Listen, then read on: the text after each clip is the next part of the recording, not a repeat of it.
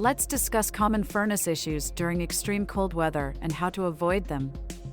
Furnaces often struggle with frozen condensate lines, clogged filters, and overworking due to constant use.